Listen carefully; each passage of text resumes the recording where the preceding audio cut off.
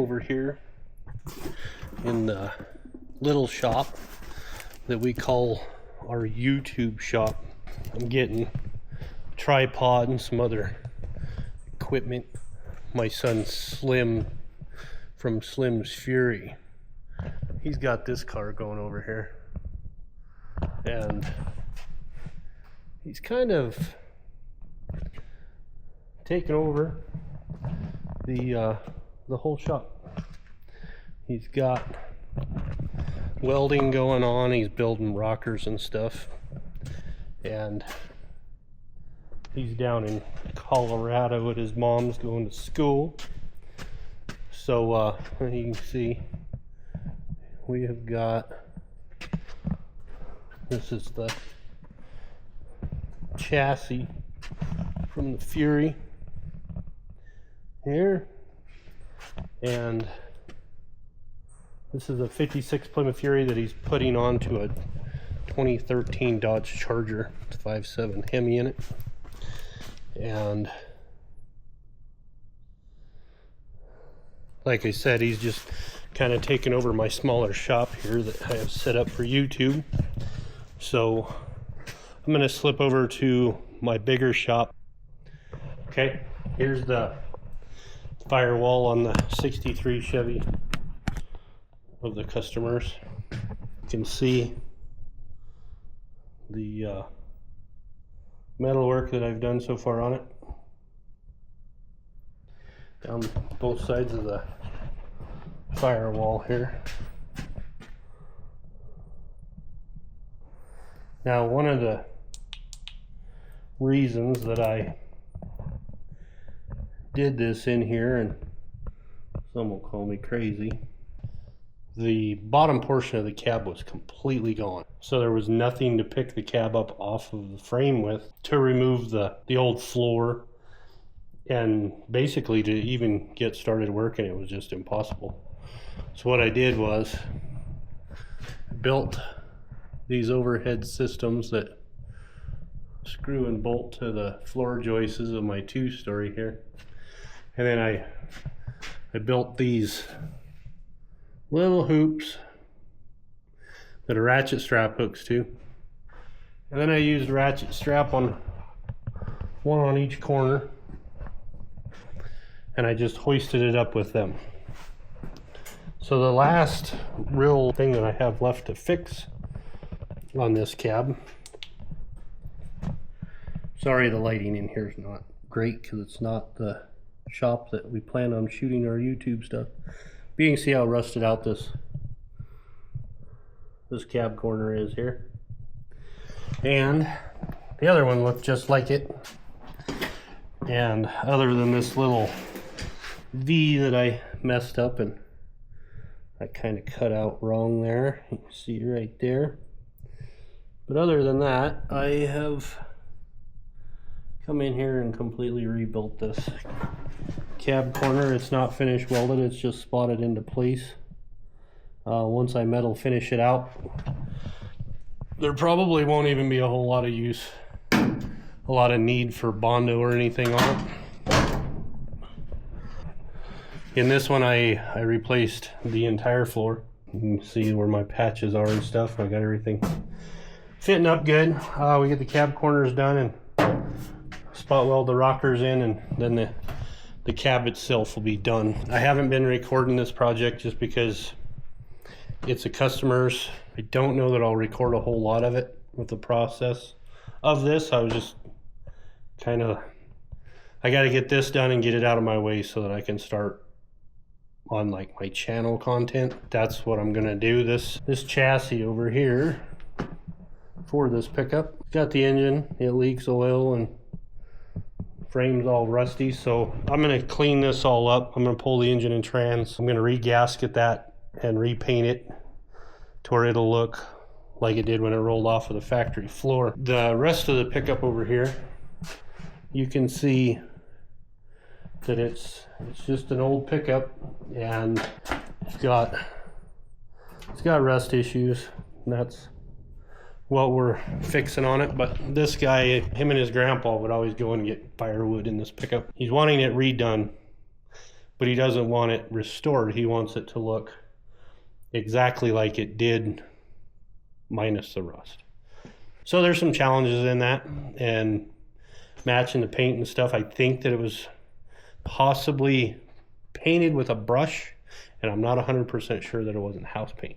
It takes some doing to get it all to match and look right. Talked it over. We got to replace both front fenders and the aprons for the wheel wells. With that all being brand new, he wants the engine cleaned up, wants it, to where it doesn't leak oil and stuff. I talked him into redoing the frame and the engine and kind of the engine compartment. The pickup's going to look old and tattered, just like his grandpa had it.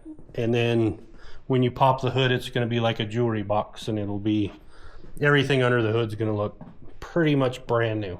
I'll keep you up to date, but I'm not going to probably show a lot of the work on it, because it's not mine. If this YouTube thing works out, this will be my final customer vehicle as far as the auto body and customs and stuff go. I've just got a whole pile of projects that I have collected over the years.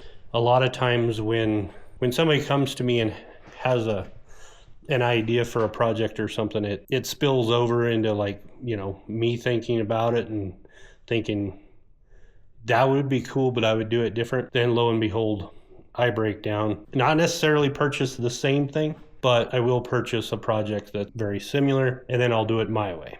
The only problem is I buy the project and I buy all the parts and the pieces and everything to do it, and then I start on another customer project or something, and I don't ever get around to doing my own. If this YouTube thing works then that's kind of the plan. We're just going to kind of do all of this stuff on YouTube, and my projects, as I finish them, I'm not going to keep them. You'll probably see them on the internet for sale, because I just like building them, and then I like to enjoy sharing them, and I would much rather drive it for a little while and enjoy it. And then when I get to that point, where there's always a point where there's enough things that you would do different. Maybe not everybody's this way, but I'll take a perfectly good project that I have done, and I will tear it completely apart and start over. And a lot of that has to do with the fact that I would rather tear them apart and rebuild them than do all the maintenance and all of that stuff on them. So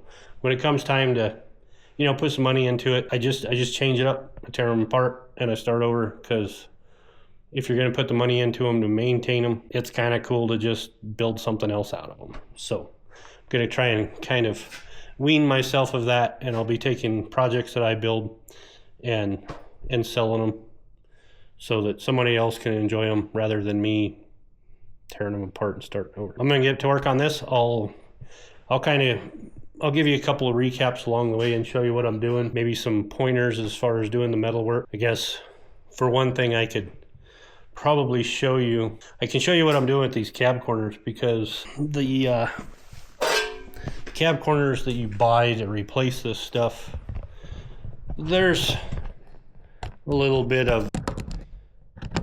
room for improvement.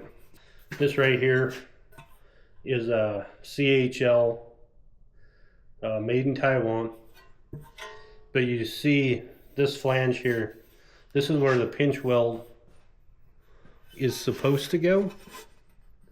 Okay, this is not nearly as wide as it should be on the pickup, so you can't just cut this off and weld this on, because it's not all there. Let me grab this piece that I built. So I built this piece, and this piece has the shape and everything so that it fits this part.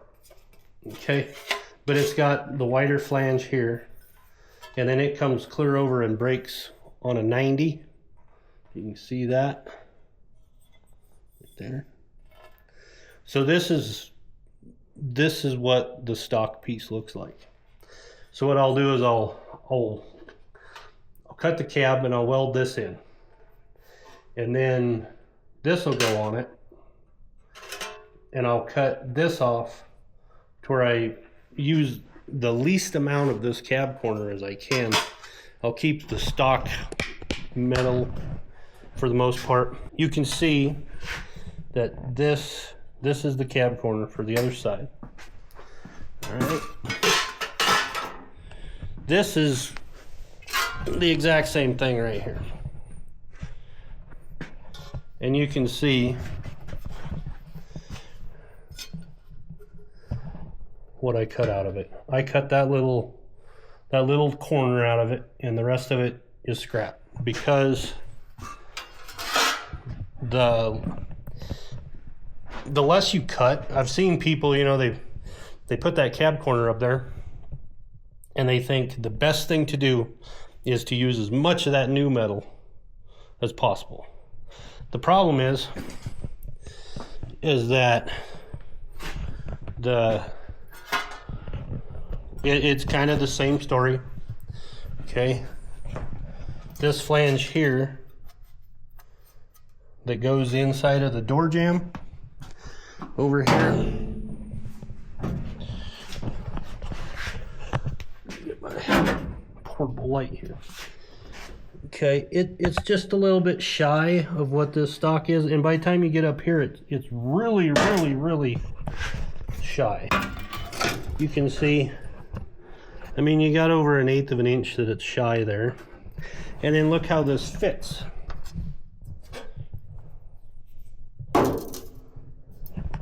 You see how that fits on there? And I can push this in to where that's tight, but then look what it does here. And that's not that big a deal up here, because I can manipulate this. The thing that you have to consider is, if I take this piece and I have to manipulate it, and I have to put a bunch of force into it to get that to wrap around that cab so that it fits, and so that I can get it welded on there. So I load it up like that, you know what I'm saying? I bend this around because I got to shorten this. This has to kind of span out, and then by the time I get that in there, then this was sticking way out. So by the time I get this pulled in, I cut the old metal off from around it. You have to remember that this is really, really, really easy to bend. But by the time I get this corner in here that's got all the different compound bends and this bubble down here, it stiffens this up. So by the time I really, really torque on this and I get it spotted in, it's going to spring back. And it's probably going to paint can the back of the cab so that it's going to want to pop in and out, and it's going to deform the cab, because when you put this up in there, you don't want to have to take a screwdriver or a hammer or anything like that and force it in, because especially when you MIG weld it, when you MIG weld that and it gets super hot and super cold real fast, it's going to warp it. If it's under a load, if it has tension on it, it's just going to magnify that, because you're going to have all of that pushing and pulling going on. And when you heat it up, it's going to go one way, and then when it cools off, it's going to go the other. And that's where a lot of your warpage is going to happen, because you've got pre-tension on your panel when you put it in. So we want to make everything look stock. We want to keep as much of the stock metal as we can. We just want to stay away from manipulating what's already there and making it look bad and having to use a bunch of Bondo and stuff to correct it. On this pickup, I'm going to say 95% of it will not require any Bondo at all. I'll put a good coat of primer on it, and I'll sand it down, and then I'm going to have to, my primer sealer, I'm going to put that on with a paintbrush, because I have to have the paintbrush strokes in the paint so that it looks like how his grandpa did it. So that's going to be a challenge. I mean, it's not just going to be a patina paint job. I got to make it look like I painted it with a 4-inch or a 2-inch paintbrush, and I gotta make it look like an old pickup. But it's not something I can put red oxide on and then put like 6 different colors and sand it down and try to make it look like it's sun-baked and, age it out that way and get it back to the patina. It's got to look like this light tan with rust spots. I'll probably bring you along for part of the paint, because when I do the paint, there's going to be airbrush work. There's going to be some candy colors and stuff like that, where I'm going to try and, like the rust spots on the doors and the fenders and stuff like that, I'm going to put them in there. They're not going to be there. But when I get done with the paint and everything, it's going to look like it still has rust holes in it. And I'm going to try and airbrush all that in there to where this guy gets the pickup back and it's 100%. His feet aren't going to fall through the floor, but when you walk up on it, it's going to look like it has rust holes in the door. He wanted his grandpa had like 1/2 inch bolts with a 3/4 inch head through the bottom of the fender. He wants that. So that's going to be something that I'll bring in, and we'll go over that and try to get it look like that 1/2 inch bolt is holding the fender on, even though it's not going to be. So anyway, with all of that said, I'm going to get to work. I'll pull you in and I'll kind of show you what I'm doing, why I'm doing it, and how it's working out for me. I hope that you enjoy it, and I hope you can learn something from it. It's one of those things. If I do my shop videos in this little 2-car garage sized room here, I'll get better lighting in here, because my intention wasn't to use this room. I might do like a 15 or 20 minute video once a week, once a month, whatever, where, you know, you grab a cup of coffee or whatever, go out to your garage, we can hang out, and you can work on your project for 15 or 20 minutes. You'd be amazed at, if you have the supplies you need and you have the know-how, you go out and spend 15, 20 minutes on a vehicle, or, you know, anything really. But just that 15 or 20 minutes, if you kind of have the knowledge in what you're doing, and you have the materials on hand, or you're not hung up, you know, just getting that little bit done will lead to you doing it more often. And pretty soon you're out in your garage, you know, 2-3 times a week, having a beer and doing something that you really didn't think you could do. If I can help you do that, I'd love to. As my channel kind of progresses, you can let me know, pick my brain, and give me ideas as far as what you want to see.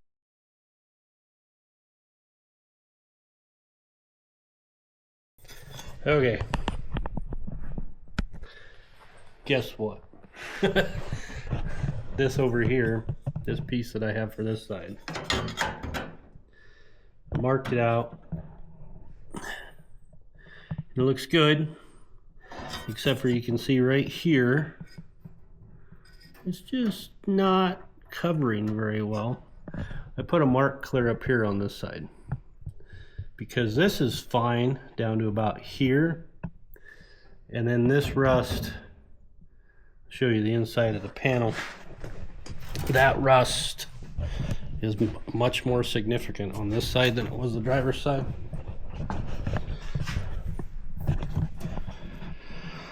Oh, you can see when you're doing rust repair, it's like removing cancer. You don't want to leave anything for it to come back with.